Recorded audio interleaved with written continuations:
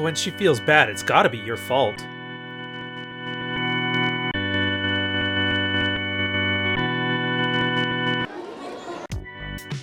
What is it we do in the Red Pill? We swap notes. Now, I'm sure people have heard all kinds of different stories about us, but I'm here to give you a glimpse inside the locker room. Here, we're going to discuss the field reports that happened a few years back. Brand new guys who are trying to learn the strategies that we talk about. Who am I? I used to be one of these brand new guys. I, like you, was pretty good at women and relationships, but I wasn't great at it. Hard times hit, things got tough, and it turns out there's nowhere for a man to go nowadays that actually wants him to succeed, to thrive, to get better at what he does and improve his lot in life. So, like most guys, I took it upon myself, found a bunch of guys in the same boat as me, and together we built a set of working strategies based on the experience of hundreds of thousands of men, just like us. Men swapping notes, iron sharpening iron. Welcome to the locker room.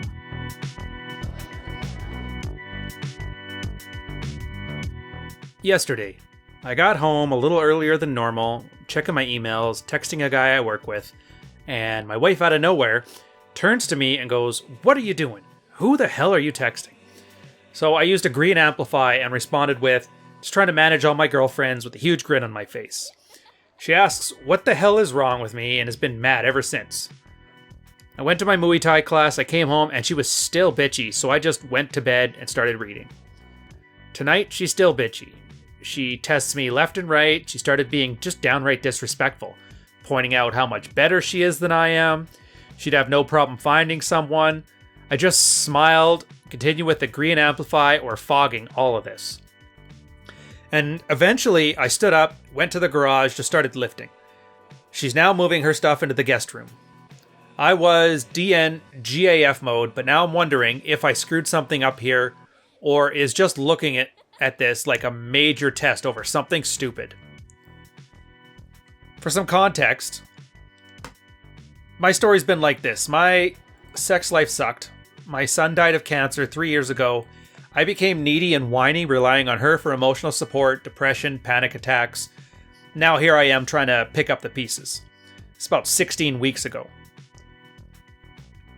I think I screwed up and probably set myself back a good 2 months by complaining about the lack of affection and how our bedroom was just boring. This occurred since it was 4 days since we had anything in the bedroom and I was feeling neglected. Yes, I know it was stupid. And yes, I should have just stayed quiet, but I just didn't. I really wanted to win the argument.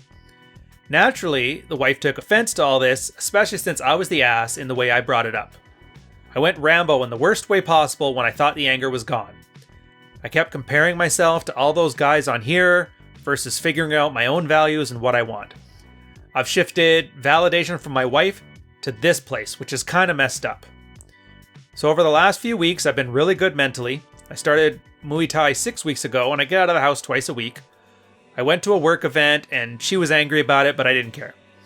I started removing attention last week when she was in a mood like this. And over the past little bit, you guys have given me a lot to consider. So this is a serious zero to nuclear response from her. I am preparing if she goes to kill the puppy, but I'm not ready to kill the puppy. I've never seen her like this. She's just gotten angry and launched in verbal intercourse, but it was never this raw. She was cursing like a sailor, and she's never sworn since I've known her. What I've taken from her bevy of text messages that I didn't respond to, other than, "If you want to talk face to face, I'll be in bed."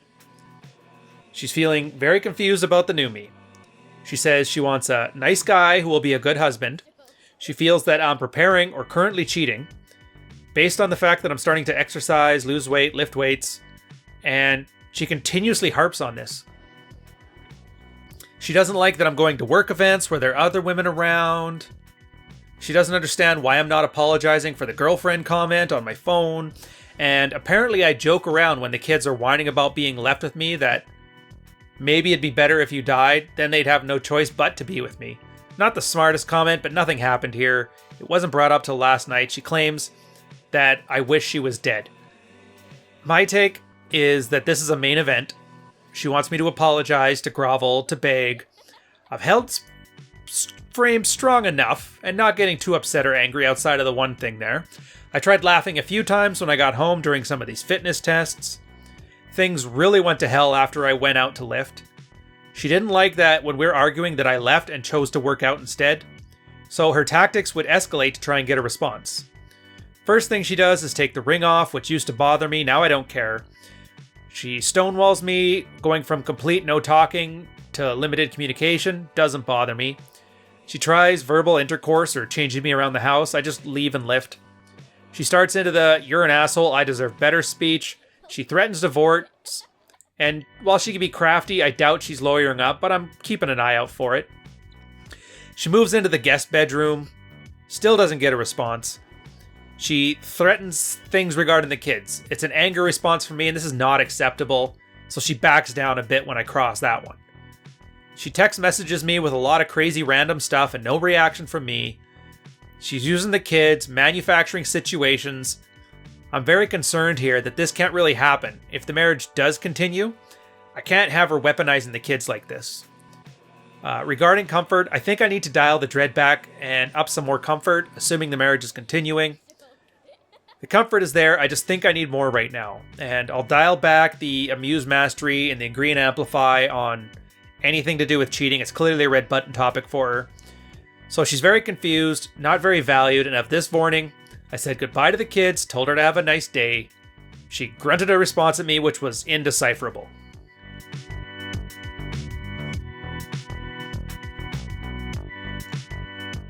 A few terms before we get started. The main event. The main event is the culmination of an entire man's process of dread. Once he's decided to make himself into a better man, he's pushing the hard decisions 6 months, a year in advance, saying, look, I'm going to build myself out to be the top tier man who's got options, and then you make the hard decisions about who does or who does not get to live within your world.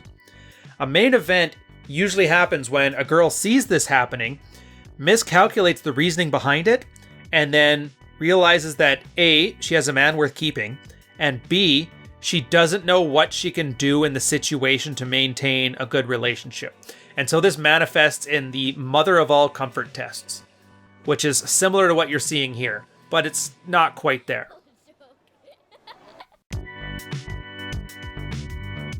Verbal intercourse.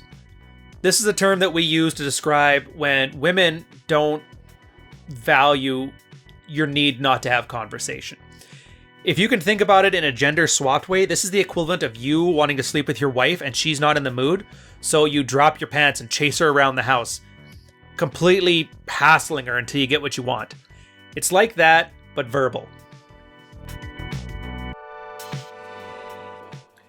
Agree and amplify, amuse mastery, and fogging. These are terms, and I've got videos on them. Feel free to go check those ones out. Come back to the video when you're done here. They're mental tools that you can use when somebody's coming at you with a fitness test, which I've also described in other videos. Agree and amplify is a way of using subtext to establish that the other person is acting completely unreasonable without accusing them of their feelings being invalid, which is a very bad way to go about this strategy. Amuse mastery is a way that you're not affected by the things outside when somebody's trying to rattle your frame. And fogging is a way of deflecting the person's emotions by acknowledging that they're happening, but refusing to agree with them or give them any validity without causing conflict. The advice for this guy is pretty straightforward. He's doing everything as he should. The problem is he still cares, and he really shouldn't. At this point, if you've been a horrible person, and by horrible in this case, I mean you're not leading the relationship for a level of time, when you start picking up the slack, you start leading the relationship, you become a dominant man, the other person is in their right not to believe it at first. And similar to, I'll use my dogs as an example. If I leave something too close to the edge of the counter, he'll swipe it onto the floor and eat it. He's eaten loaves of bread that way. Now, 99 times out of 100, I remember to put that loaf of bread far enough back. But he checks every time, because there's that one time out of 100 that he can reach it and he gets his. It's the same thing here. If you've been a schlub for 2-3 years, and the loss of a child is no easy thing to back off of here.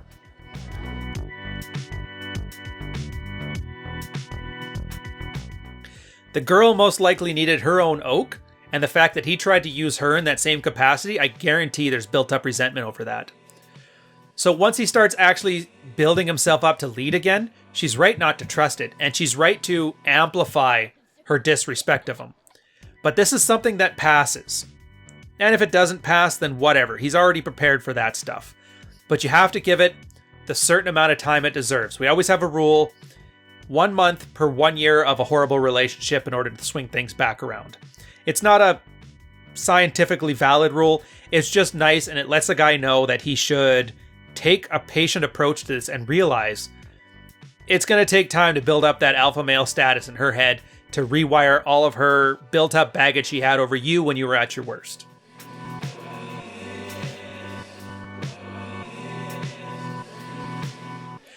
An alternative to this, I mean, there's not much you could say. The guy's doing it in the best way he can. He notices where he's making mistakes, and he writes it down, and he understands what he should have done in the meantime. If I had any quibbles over this, it may be on small techniques, on whether I would use agree and amplify, or whether I would use fogging, or whether I would just ignore it altogether. Personally, once she started coming at me with this kind of stuff, I would quash it and go nuclear. Not so much a threat, not saying or else, not kicking her out, just telling her to cut it out. And he did too, if you notice. He did have his boundary. When it came to weaponizing the kids, he did quash that stuff pretty quick, and she did back off. What he could do here that would behoove himself for much better success is to apply that same protective instinct he has over his children and his role as a father, and apply it wholesale to the marriage. And I guarantee you, this 16 weeks of hassle that he's doing here would be a much easier road for the both of them. On that note, thanks guys for listening up. We'll catch you on the next one. Cheers.